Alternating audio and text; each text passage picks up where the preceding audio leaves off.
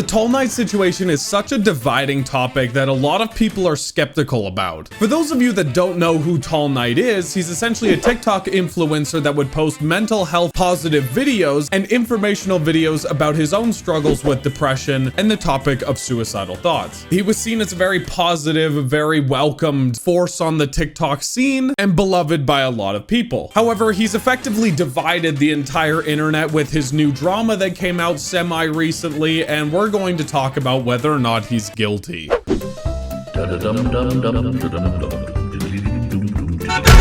a while back, Tall Knight made a TikTok essentially talking about how his landlord had kicked him out and that now he was effectively homeless. I was gonna pay my rent, but now that I'm banned, I'll never see a penny of it. All because of something that wasn't even fucking true. This led him to creating a charity GoFundMe page which amassed over $200,000 of his fans' donation money. So much so, in fact, that he actually had to take to his socials and tell people to stop donating, because obviously he no longer needed the money. However, therein lies the first accusation. A girl that Tall Knight was conversing with at the time came out recently with a few screenshots in which Tall Knight himself confirmed that he was actually never homeless to begin with. This led to massive amounts of backlash from his own community, thinking they had effectively been scammed out of their own money, and rightfully so. Now, he didn't respond the best way to these accusations, disabling all comments on social media and even privating his Instagram account. But a while after he did that, he released on YouTube his official response video to all the allegations and the drama, which seemed to give a more conclusive answer as to the context of what really happened. Take a look.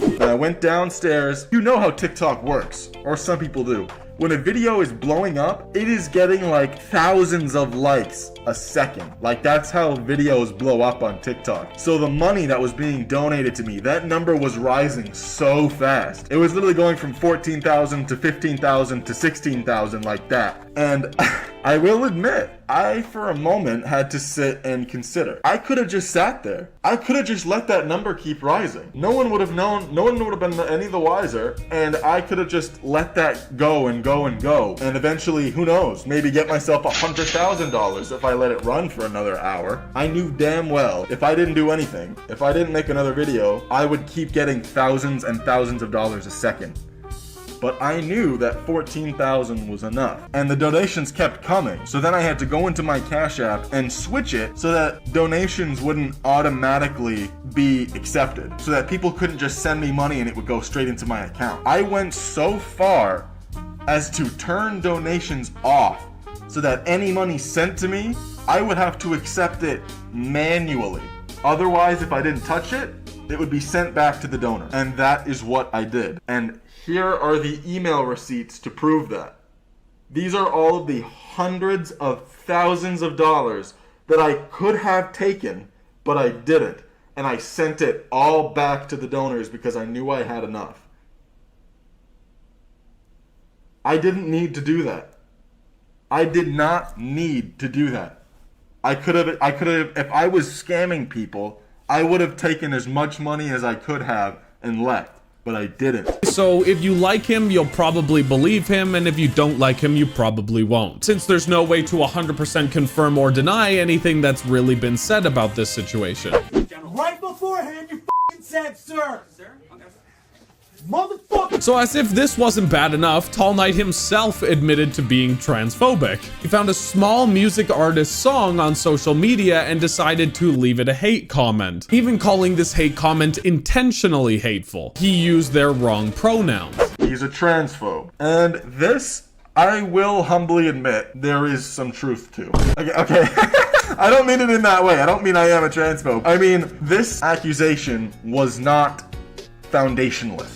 Was not out of thin air like the others were. This one started when a while back a transgender music artist whose name I can't remember, they posted a video on TikTok promoting their music, and like that's all it was. It was someone posting a video about their music and how it was all cool and stuff because she was trans. And then when I saw it, I was like scrolling through the comments and I was like, I'm really surprised no one's like saying anything in the comments. Just everyone was like being super supportive. And this, I admit to, it was more or less a hate comment. I disrespectfully commented, I wish we could see all of the comments he's deleting. That's it. That's literally all I said. That is literally it. I used their wrong pronouns. That is literally all that happened. I used their wrong pronouns. And yes, it was more or less on purpose because I didn't like the music. And again, I'm not trying to trash the artist, but in my opinion, the music was like dog shit. Now, I've seen some people say that this wasn't actually all that serious, that it was just a joke and it should be taken with a grain of salt, and that's mainly why some people are defending him on this topic. However, I think the problem with what he did was more that it was back to the response video, which kind of gave it a bad rap. Apologizing for something inherently negative that you did, and then getting on social media and commenting a very hateful thing without any seemingly remorse over what you said, it's not that great of a look. It's time to go to heaven, my child. Stop it, what are you doing? Stop it, Don't stop it, fight. cut it out, Don't help. stop. Being a pedophile is something that gets tossed around on social media constantly, and famously in the digital era, it's incredibly difficult not to be called one. This is the responsibility of content creators, and it is incredibly important. The safety of younger audiences on your channel is always a top priority. Paul Knight himself fell into this camp, and there's been a debate as to whether or not he actually is a pedophile. If you aren't aware, besides the positive mental health TikToks he usually posts, he would also dance provocatively, seemingly sometimes in very few amounts of clothing in his classic helmet, to different songs that fans have requested him to. However, some of the fans he was dancing for were about 16, 15, even as low as 13 from what I hear, and when confronted over DMs about this, he refused to take any of the videos down, thus complying with and supporting this kind of behavior. A while back in my Discord, one of my moderators, all of which were 16 plus, I didn't allow anyone in who was under 16. There was this one girl in there who was 4'9". She was super duper short, and I'm 6'5", and I found that hilarious. So I started calling her cute in a patronizing way because I knew she was so fucking short, and I thought that was adorable, but not in a sexual way. I was like patronizing and making fun of her in the way that I called her cute.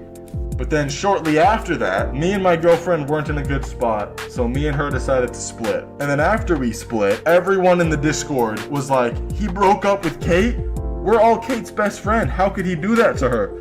So then they all, oh my god, my entire staff team turned against me because they loved Kate. So then they started telling everyone in the Discord that I was hitting on my moderator, who will remain nameless.